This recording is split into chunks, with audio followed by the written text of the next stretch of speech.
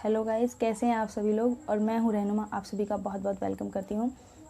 आज हम ancient India का सेकंड टॉपिक कवर करने वाले हैं, इंडस वैली सिविलाइजेशन यानी कि हड़प्पा सभ्यता। तो हम देखेंगे, जब हम इस टॉपिक को धीरे धीरे कवर करेंगे तो आपको पता चल जाएगा कि हड़प्पा सभ्यता जो कि भारत की सबसे पुरानी सभ्यताओं में से एक है और सबसे ज़्यादा विकसित सभ्यताओं में से एक मानी जाती है। इसी के साथ आपको ये भी पता चलेगा कि इसका क्षेत्र विस्तार कितना है, इसकी महत्वपूर्ण शहर कौन से हैं, यहाँ के लोगों का राजनीतिक, आर्थिक, सामाजिक, सांस्कृतिक जीवन कैसे था और इतनी बड़ी सभ्यता कैसे कोलैप्स हो गई, क्यों पतन हो गया, इन सब चीज़ों के बारे में हम पढ़ेंगे। के साथ शुरू करते हैं हम इंडस वैली सिविलाइजेशन। सबसे पहले हम यहाँ पे देख लेते हैं कि ब्रॉन्ज एज यानी कि age of civilisation. Bronze age का मतलब है कांस्य युगीन सभ्यता। समय के लोग कांस्य से परिचित हो गए थे, इस वजह से उन्होंने ब्रॉन्ज एज सिविलाइजेशन इसका नाम दे दिया है, कांस्य युगीन सभ्यता नाम दे दिया है। इसके अलावा इसको और किस किस नाम से जानते हैं, हड़प्पा सभ्यता तो सभी ने सुना होगा, तो इसके अलावा और भी इसके कई सारे नाम हैं, जैसे कि कांस्य युगीन सभ्यता मैंने यहाँ पर बता दिया आपको। उसी के साथ मैं ये बता देती हूँ कि सिंधु घाटी की सभ्यता भी है। इसी के साथ सिंधु सरस्वती सभ्यता भी कहते हैं, हड़प्पा सभ्यता भी कहते हैं और मेलुहा सभ्यता भी कहते हैं। यानी कि हड़प्पा सभ्यता को कुल मिला के 5 नामों से भी जाना जाता है। ठीक है, तो पेपर में कोई सा भी एक नाम आ जाएगा, आप सभी ये नाम मोस्ट प्रोबेबली जानते ही होंगे। ठीक है, तो ब्रॉन्ज एज सिविलाइजेशन यानी कि सिंधु घाटी सभ्यता के मैंने अलग अलग नाम बता दिए। टाइम पीरियड देख लेते हैं, इसका समय काल कितना था। ठीक है, समय काल हमारे लिए जानना ज़रूरी है बेहद। ठीक है, एनसीईआरटी के अकॉर्डिंग, जो नई एनसीईआरटी आई उसके अकॉर्डिंग 2600 बीसी से 1900 बीसी के बीच में दिया गया है और ओल्ड एनसीईआरटी के अकॉर्डिंग 2500 से 1750 बीसी के बीच में दिया गया है। ठीक है, और नॉर्मली इतना दिया गया है, 2300 से 1750 के बीच में दिया गया है। ठीक है, तो रफ आइडिया जो है आपको लग गया होगा कि इसका टाइम पीरियड कितना था और कितने समय तक ये अपने अस्तित्व में रही थी। ठीक, तो बीसी का कुछ लोग जो है नहीं जानते होंगे या जानते भी होंगे, लेकिन जो नहीं जानते हैं उनके लिए ज़रूरी जानना है। तो बीसी का मतलब होता है, नॉर्मली क्या होता था, पहले बीसी लिखते थे। बीसी का मतलब बिफोर क्रिस्ट, ईसा मसीह के जन्म से पहले की जो डेट आती थी उसको बिफोर क्रिस्ट कहते थे, ईसा पूर्व। ठीक है, तो अब बीसी कर दिया यानी कि बिफोर कॉमन एरा कर दिया है। ठीक है, बिफोर कॉमन एरा यानी किसी भी धर्म से रिलेटेड इसको हटाकर कॉमनली बात कर दी गई है, BC. Come to the next point. अब हम हड़प्पा सभ्यता के बारे में पढ़ रहे हैं। ठीक है, तो पहली सभ्यता है हमारे भारत की। ठीक है, सबसे पुरानी सभ्यता है। तो अब हमें सभ्यता का मीनिंग भी जान लेना चाहिए। Different kind of urban cities in the different part of area. ठीक है, विभिन्न प्रकार के शहरों का विभिन्न प्रकार के क्षेत्रों में पनपना ही क्या होता है, सभ्यता। यानी कि एक शहर नहीं, कई सारे शहर हैं। ठीक है, तो नंबर ऑफ द ग्रुप्स में शहरों का डेवलपमेंट हो रहा है। ठीक है, तो उसमें क्या थी, एक थी हड़प्पा सभ्यता। ठीक है, उसी के अंदर हड़प्पा सभ्यता के अंदर बहुत सारे शहर हैं, जैसे आप देखेंगे आपका हड़प्पा है, मोहनजोदाड़ो है, चौहुंदड़ो है, कालीबंगा है, राखीगढ़ी है, बनावली है। तो ये भारत की सबसे पुरानी सभ्यता है। ठीक है, और बहुत ही विकसित, बहुत ही डेवलप्ड सभ्यता है, क्योंकि यहाँ पर जो सिटीज़ बनी है, यहाँ पर जो मतलब इनकी स्क्रिप्ट है, बेशक पढ़ी नहीं गई है अभी तक, लेकिन बहुत सारी चीज़ें ऐसी हुई हैं जिसको देखकर ऐसा लगता है कि उस समय के लोग भी इतना विकसित हो सकते हैं। उनकी पोट्री मेकिंग देखो, ट्रेडिंग सिस्टम देखो, सब चीज़ देख के आपको ये नज़र आ जाएगा। तो हम इनके सोर्सेज के बारे में जब हम पढ़ेंगे तो हमें ये पता चल जाएगा। हड़प्पा सभ्यता के सोर्सेज से उस समय की सभ्यता के बारे में ओवरऑल इन्फॉर्मेशन मिल जाती है। ठीक है, तो सोर्सेज होते क्या हैं बेसिकली। ठीक है, सोर्सेज जैसे कॉइन्स हो गए, सिक्के हो गए। ठीक है, या फिर आपकी स्क्रिप्ट हो गई, या फिर आपकी टेराकोटा फिगरीन्स हो गई, यानी कि जो मिट्टी की मूर्तियाँ हैं वो हो गई, और आपकी जो है यहाँ का नगरीकरण हो गया। इस तरीके की चीज़ें यहाँ के साक्ष्य हैं जिसके आधार पर हम यहाँ के हड़प्पा सभ्यता के बारे में जानते हैं। ठीक, जो भी समझ नहीं आया वो मुझे आप कमेंट के थ्रू बता सकते हैं, मैं उसको रिजॉल्व करूँगी। एंड हमारे चैनल को सब्सक्राइब करें, हमारी वीडियो को लाइक शेयर करें एंड ज़्यादा से ज़्यादा लोगों तक पहुँचाएँ, ताकि वो लोग भी जो क्रोनोलॉजी में मैं पूरा सिलेबस कराने वाली हूँ हिस्ट्री का, उन तक ये प्रिविलेज या उन तक ये फ़ायदा पहुँच सके। अब हम देख लेते हैं कि विभिन्न विद्वानों के मत क्या हैं, स्कॉलर्स क्या कहते हैं।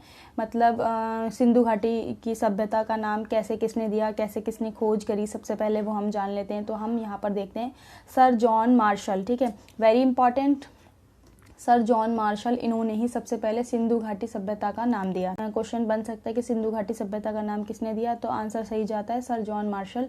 भारतीय विद्वान क्या कहते हैं, भारतीय विद्वानों को भी जान लेते हैं। भारतीय स्कॉलर जो हैं, इंडियन स्कॉलर जो हैं, वो ये बोलते हैं कि ये सरस्वती नदियों के आसपास इसका ओरिजिन हुआ, ये राइज हुई, इस वजह से सिंधु सरस्वती की सभ्यता कहा जाता है। दयाराम साहनी के अकॉर्डिंग क्या चीज़ है वो हम देखते हैं। तो इन्होंने हड़प्पा स्थल की खुदाई करी है, इसकी वजह से इसका नाम हड़प्पा सभ्यता पड़ गया। स्कॉलर्स हैं, हिस्टोरियंस हैं या फिर आर्कोलॉजिस्ट हैं, उनके अकॉर्डिंग क्या चीज़ें हो रही हैं कि भाई उन्होंने अपने अपने अकॉर्डिंग सिंधु सभ्यता या हड़प्पा सभ्यता को नाम दे दिया, ठीक है। यानी कि किसी का नाम रखते हैं, नामकरण होता है, उसी तरीके से इन्होंने भी हड़प्पा सभ्यता का नामकरण कर दिया है। अब हम देख लेते हैं कि मेलुहा सभ्यता, इसके अलावा हम देख लेते हैं कि मेलुहा सभ्यता किसने नाम दिया है। तो ऐसा माना जाता है कि मेसोपोटामिया के साथ इन हड़प्पा वासियों का ट्रेड हो रहा था। मेसोपोटामिया की जो मोहरें हैं उस पर मेलुहा शब्द का इस्तेमाल किया गया है। तो ऐसा माना गया है कि शायद ये मेलुहा शब्द जो है वो हड़प्पा वासियों के लिए इस्तेमाल किया गया, इस वजह से मेलुहा सभ्यता कह दिया गया है, ठीक है। तो मैं एक बार फिर से रिवाइज करा देती हूँ कि दयाराम साहनी के अकॉर्डिंग हड़प्पा सभ्यता है, क्योंकि हड़प्पा स्थल सबसे पहले खोजा गया था। भारतीय विद्वान कहते हैं कि सिंधु सरस्वती के आसपास के एरिया में पनपी, इस वजह से सिंधु सरस्वती सभ्यता कहा गया है। सर जॉन मार्शल के अकॉर्डिंग क्या चीज़ है कि सिंधु घाटी सभ्यता का सबसे पहले इन्होंने नाम दिया, क्योंकि यहीं पर इन्होंने खोज करी थी, ठीक है। तो ये चीज़ हो गई। मेलुहा सभ्यता क्यों कहा गया, क्योंकि मेसोपोटामिया की मोहरें जो हैं उसके अंदर मेलुहा शब्द का इस्तेमाल किया गया है। तो आइडिया लगाया गया शायद मेलुहा जो है वो हड़प्पा सभ्यता के लोगों के लिए इस्तेमाल किया गया है, इस वजह से मेलुहा सभ्यता कहा गया है। अलेक्जेंडर कनिंघम, अगर जिसने मेरी स्टोन एज वाली वीडियो देखी होगी तो उसके अंदर मैंने बताया था अलेक्जेंडर कनिंघम क्या थे, ASI के फर्स्ट महानिदेशक नियुक्त किए गए थे। सिंधु घाटी की सभ्यता की खुदाई का श्रेय सर अलेक्जेंडर कनिंघम को जाता है। तो सर विलियम जोन्स, ठीक है, 1784 में एशियाटिक सोसाइटी ऑफ बंगाल और भारत की संस्कृति और साहित्य भाषा का अध्ययन करने के लिए इन्होंने एशियाटिक सोसाइटी ऑफ बंगाल में स्थापना करी 1784 में। ये क्वेश्चन पूछा गया है, ये भी इम्पॉर्टेंट क्वेश्चन है, ठीक।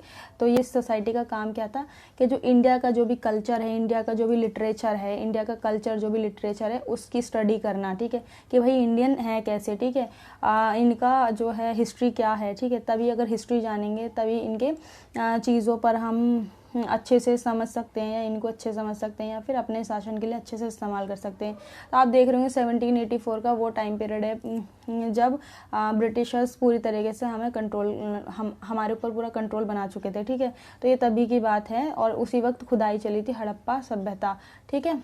तो सिंधु घाटी सभ्यता की खुदाई का श्रेय अलेक्जेंडर कनिंघम को जाता है, यानी कि ASI के फाउंडर भी आप बोल सकते हैं, ठीक। नेक्स्ट की तरफ हम मूव करते हैं।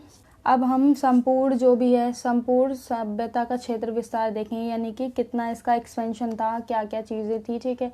कभी कभी क्वेश्चन फंस जाता है इससे भी, ठीक है। तो 12,99,600 किलोमीटर ओवरऑल इसका वर्क है। अल्टीमेट जो रफ आइडिया लगाया उसके अकॉर्डिंग, ठीक है।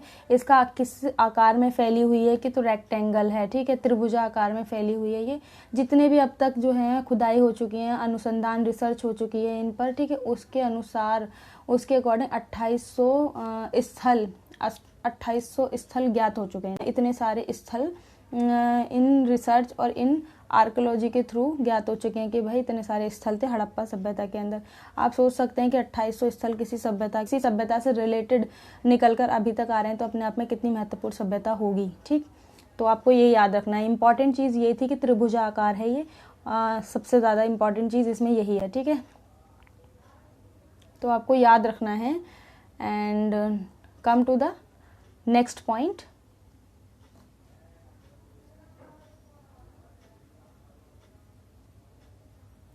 अब हम देख लेते हैं कि अब हम थोड़ा सा इसमें रफ आइडिया या रफ क्या मतलब एक आइडिया लगा लेते हैं कि भाई रेक्टेंगल में तो फैली हुई है।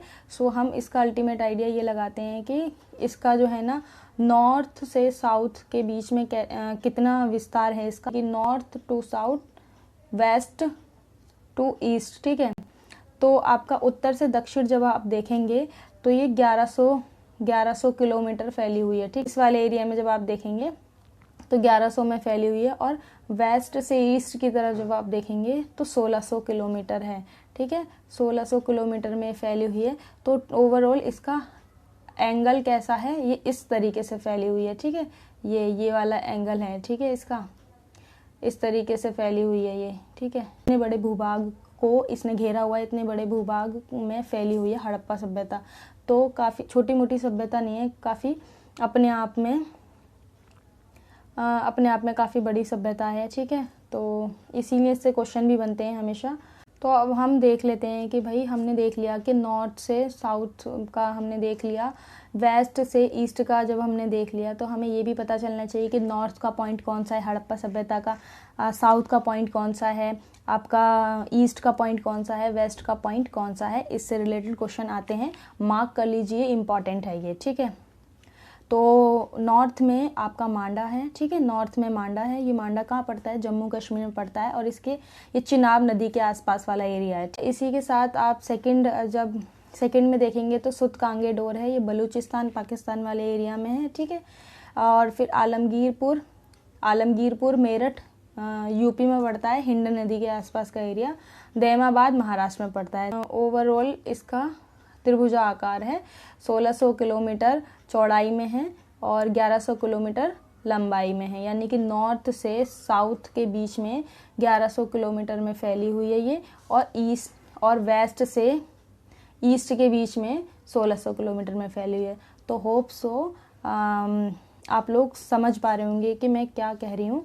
तो अब हम देखते हैं कि इसकी महत्वपूर्ण विशेषताएं क्या हैं। पहली विशेषता ये है कि नगर निर्माण योजना, यानी कि जो टाउन प्लानिंग थी वो बहुत ज़्यादा इतनी ज़्यादा अच्छी थी, बिल्कुल आज के मुकाबले की थी, जाल पद्धति पर आधारित थी, ग्रिड पद्धति पर। हड़प्पा सभ्यता की प्रथम मंजिलों में घर में खिड़की नहीं हुआ करती थी। ऐसा अंदाज़ा लगाया जाता है कि मे भी शायद ये प्राइवेसी को इम्पोर्टेंस देते हो, इन्हें ऐसा लगता है कि प्रथम या पहली मंजिल पर खिड़की नहीं होनी चाहिए, ठीक है। और इसके अलावा थर्ड पॉइंट है इनका, जल निकास प्रणाली सबसे ज़्यादा विकसित थी। बहुत ही इंपॉर्टेंट है, क्वेश्चन पूछा जाता है कि सबसे ज़्यादा विकसित क्या था, कि जल निकास प्रणाली सबसे ज़्यादा विकसित थी। और पकी हुई ईंटों से घरों का निर्माण हुआ था, ठीक है। कुछ जगहों पर कच्ची ईंटों का भी है, लेकिन अल्टीमेट जो है रफ आइडिया जो है उसके अकॉर्डिंग जो ब्रिक्स थी उससे घरों को बनाया गया था। मातृसत्तात्मक समाज था, मातृसत्तात्मक यानी कि फीमेल डोमिनेंट सोसाइटी इन्होंने बताई है। ये मातृसत्तात्मक समाज की बात किसने करी है? सर जॉन मार्शल ने की है। और इनके अकॉर्डिंग ये है कि भाई फीमेल डोमिनेंट सोसाइटी थी। क्यों कहा है? इसलिए कहा है कि ज़्यादातर जो है टेराकोटा फिगरीन्स का मतलब है कि जो मिट्टी की जो मूर्तियाँ बनी थी वो ज़्यादातर फीमेल्स की थी। तो मे बी शायद इन्होंने ये अंदाज़ा लगाया है कि मातृसत्तात्मक समाज है, फीमेल डोमिनेंट सोसाइटी है, इस वजह से इतनी ज़्यादा मूर्तियाँ मिट्टी की मिल रही हैं, ठीक है। अल्पतंत्र का मतलब क्या है? कि जो व्यापारी तंत्र है, व्यापारी जो लोग हैं, ट्रेडर्स जो हैं, उनके द्वारा प्रशासन और पॉलिटिक्स दोनों चलाई जाती थी। इस वजह से कपास की खेती का सबसे पहले श्रेय हड़प्पा सभ्यता को ही जाता है। एंड शांतिप्रिय जनता थी, और ये लोग जो हैं वायलेंस में बिलीव नहीं रखते थे, नॉन वायलेंस में ज़्यादा बिलीव रखते थे। शांतिप्रिय जनता थी, शांतिप्रिय समाज था। जब जनता शांतिप्रिय होगी तो समाज अपने आप ही शांतिप्रिय हो जाएगा। भौतिकवादी जीवन था इनका। भौतिकवादी यानी कि ये मटेरियलिस्टिक लोग थे, ठीक। और भारत की मूल सभ्यता जो है मेहरगढ़ सिंधु सभ्यता का अग्रदूत कहा जाता है। क्वेश्चन यहाँ से भी आ सकता है कि मेहरगढ़ किसको सिंधु सभ्यता का अग्रदूत कहा गया है? मेहरगढ़ को सिंधु सभ्यता का अग्रदूत कहा गया है, यानी कि सिंधु से पहले सिंधु सभ्यता में जो चीज़ें घटित हो रही थी, कृषि वगैरह हो रहा था, वो मेहरगढ़ में हम पहले ही देख चुके हैं। मेहरगढ़ कौन सी साइट है? आपकी न्योलिथिक साइट है। मैंने आपको बताया था नवपाषाणकालीन साइट है जिसमें कृषि बहुत ज़्यादा इम्पोर्टेंस रखी गई है, ठीक है। लेकिन अब जो है नई खोजों के अनुसार लहुरा देव को माना गया है कि सबसे पहले कृषि के साक्ष्य यहाँ पर मिले हैं। सो इसीलिए क्वेश्चन यहाँ से भी बन सकता है कि भाई सिंधु सभ्यता का अग्रदूत किसे कहा गया है? मेहरगढ़ को कहा गया है। इसके अलावा मूल सभ्यता है आमरी कोटदीजी के आसपास का क्षेत्र है, ठीक। तो ये है विश्वजनित शहर स्थापित किया, काफ़ी ज़्यादा अच्छा उसकी प्लानिंग करके, टाउन प्लानिंग इतनी तगड़ी थी कि उसके लिए आज भी इनको जाना जाता है, ठीक। होप सो आपको मेरी बात समझ में आई होगी। जितना मैंने समझाया, मैंने आपको बताया कि किस तरीके से हड़प्पा सभ्यता का नामकरण किया गया और ये कितने क्षेत्र में फैली हुई थी, इसकी महत्वपूर्ण विशेषताएं क्या थी, ये हमने आज देख लिया। इसके अलावा नेक्स्ट वीडियो में हम इसके शहरों के बारे में पढ़ेंगे कि कौन से स्थल या कौन सी जो सिटीज़ हैं वो इतना ज़्यादा महत्वपूर्ण हैं। तो जब खुदाई होती है उसमें जो साक्ष्य निकलते हैं उसी के आधार पर हम वहाँ का फीचर्स, वहाँ की इम्पोर्टेंस चीज़ों को जान पाते हैं। So don't worry and hope so आपको मेरी बात समझ में आई होगी। एंड आपको इसका PDF टेलीग्राम चैनल पर मिल जाएगा। टेलीग्राम चैनल है, इस सर्च कर लेना हिस प्लस टोरी, ठीक है, हिस्ट्री।